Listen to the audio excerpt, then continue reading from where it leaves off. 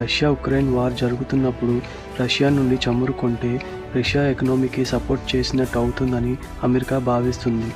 అందుకే భారత్ రష్యా నుండి చమురు కొనుగోలు చేస్తుందని అమెరికా భారత్పై 50% టారిఫ్ విధించింది. అయితే భారత్ రష్యా చమురు విషయంలో మార్పు చేయకపోతే ఇంకా ఎక్కువ టారిఫ్ వేయవచ్చు అని ట్రంప్ హెచ్చరించారు.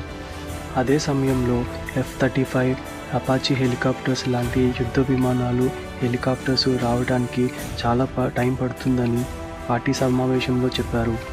అయితే టైమ్స్ ఆఫ్ ఇండియా వాషింగ్టన్ చేసిన పరిశీలనలో ట్రంప్ చేసిన 68 హెలికాప్టర్ల సంఖ్యకు అసలు ఆధారాలు లేదు. జస్ట్ అమెరికా స్ట్రెంత్ చూపించుకోవడానికి ట్రై చేశారు.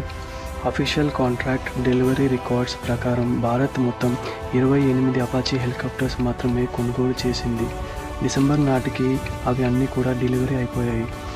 అయితే ఇండియా మాత్రం ఒక కంట్రీ మీద డిపెండ్ అవ్వకుండా అమెరికా, రష్యా, ఫ్రాన్స్, ఇజ్రాయెల్, యూకేతో డిఫెన్స్ డీల్స్ చేస్తుంది. డైరెక్ట్ ఇంపోర్ట్స్ని తగ్గించి లోకల్ మ్యానుఫ్యాక్చర్స్ని పెంచుతుంది. ఈ వీడియో మీద మీ అభిప్రాయాన్ని కామెంట్ రూపంలో తెలపండి. నా ఛానల్కి కొత్తగా వచ్చినట్లయితే ప్లీజ్ లైక్ చేసి సబ్స్క్రైబ్ చేసుకోండి. జై హింద్.